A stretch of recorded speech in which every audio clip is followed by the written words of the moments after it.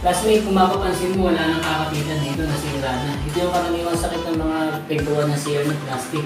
Sa katagalan, dumulot o masisira. So kailangan natin mag-improvise. So nakakita tayo ng spare o matapon na bagay gaya nito, takip ng lunchbox. Ito na lang gagamitin natin para at least ma-repair natin para dito kakapit yung doorknob o yung ating padlock. Lock. Okay. Hey classmate, so ngayon magpapalit tayo ng ating lock sa ating CR. I-upgrade natin siya. Ang dati kasing nakalagay doon yung slide lang. So ngayon magpapalit tayo ng tinatawag na single cylinder deadbolt. So ang brand na napili natin ay faultless. So nabili natin to sa Ace Hardware.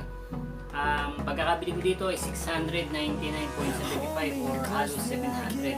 Trusted ko na ang faultless kasi ito yung karaniwang ginagamit talaga sa mga magagandang bahay. Tsaka maganda yung quality niya. So start na tayo.